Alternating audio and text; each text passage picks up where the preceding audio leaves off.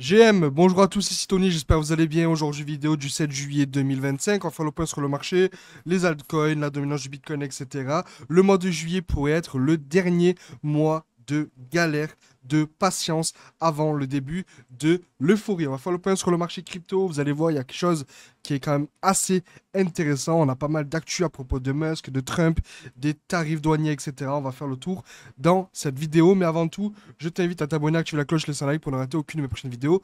Ici, on parle crypto, on fait beaucoup de pédagogie, beaucoup de prévention, on parle DeFi, on fait beaucoup de pre-sale crypto, même coin, etc.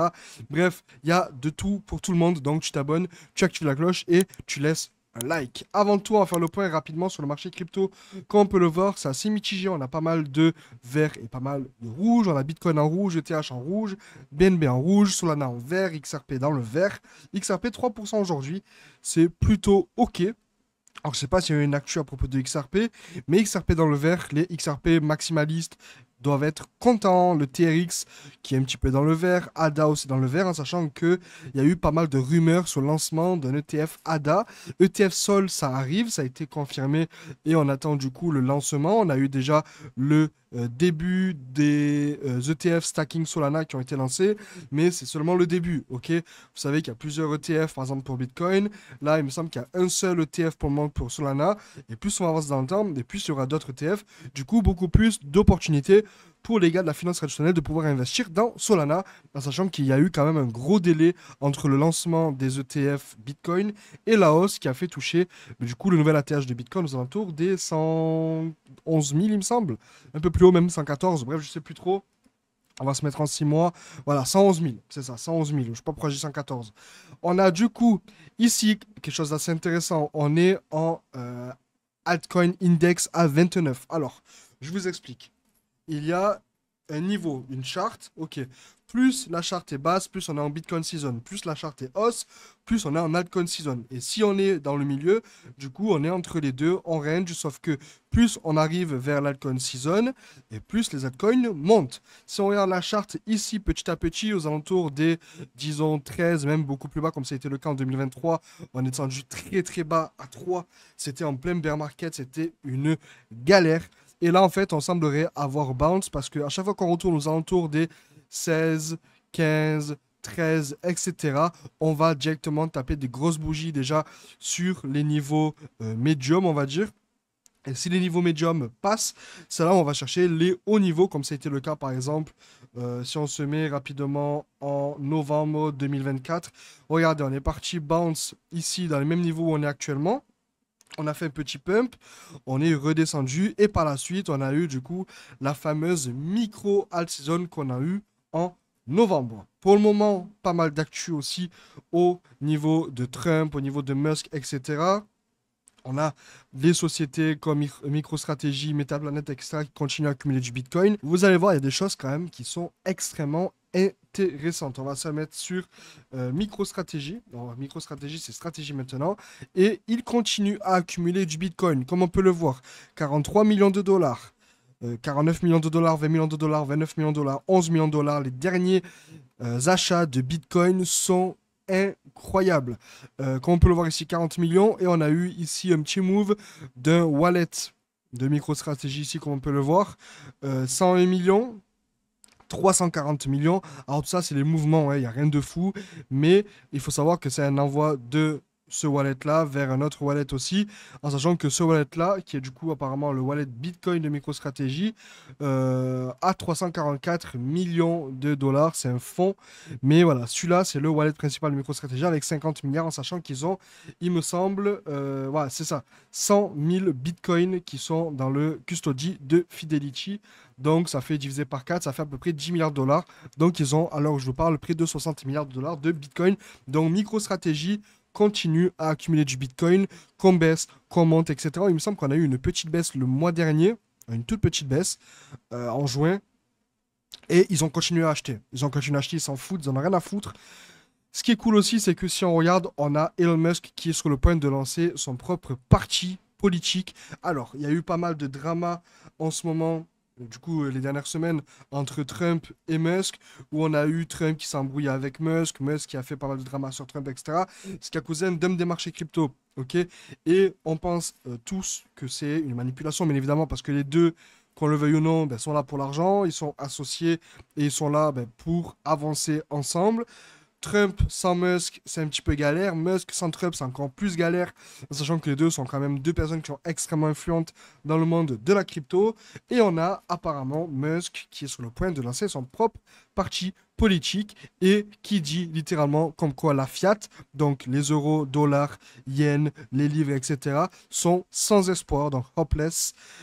Et comme quoi le America Party, alors est-ce que c'est la fête américaine, je pense, ou la fête de l'Amérique, bref, je sais pas comment on peut tourner ça, va pousser le Bitcoin. Donc en soi, on a pas mal de posts en disant comme quoi, ça c'est une personne parmi tant d'autres, est-ce que son parti va embrace le Bitcoin?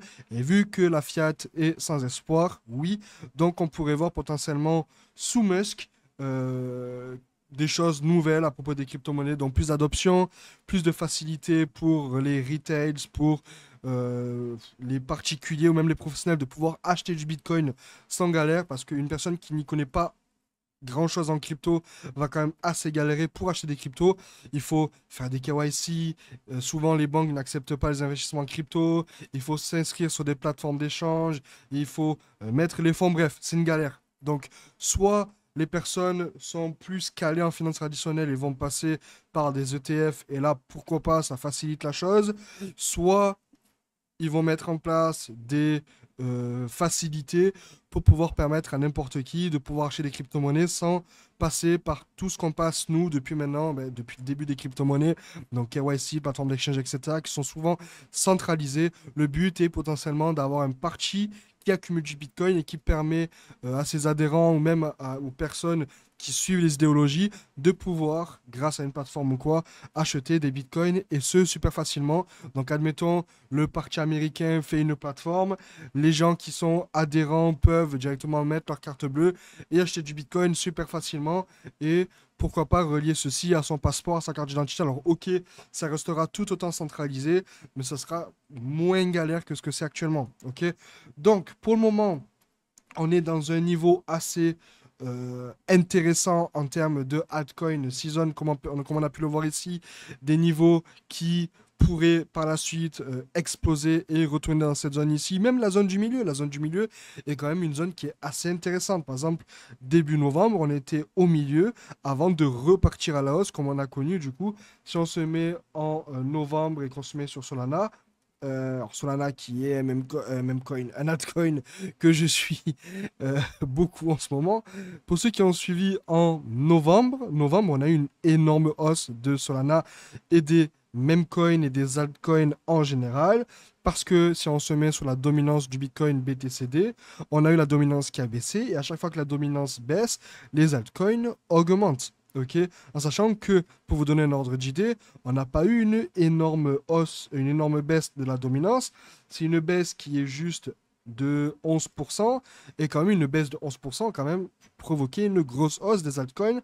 Alors imaginez-vous une baisse comme on a eu en janvier 2021, une baisse de 45%, en sachant que lorsque la baisse de la dominance du Bitcoin a lieu, c'est des baisses qui sont vraiment très brutales, comme on peut le voir. Ce sont des baisses de, par exemple, entre le 1er avril ici et le 19 mai, donc en un mois et demi, ce sont des baisses de 35%. Ok, donc là, une petite baisse qu'on a eue en novembre, une baisse de 11% en l'équivalent de 12 jours, c'est vraiment ridicule. Ok, c'est pour ça que lorsque la dominance du Bitcoin va commencer à baisser, c'est là où ça va être plutôt euphorique. Ok, donc nouveau parti politique lancé par Trump qui souhaite mettre en avant les crypto-monnaies.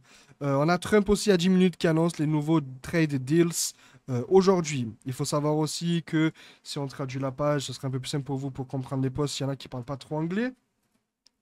Comme quoi le secrétaire au Trésor ne sait pas faire des maths.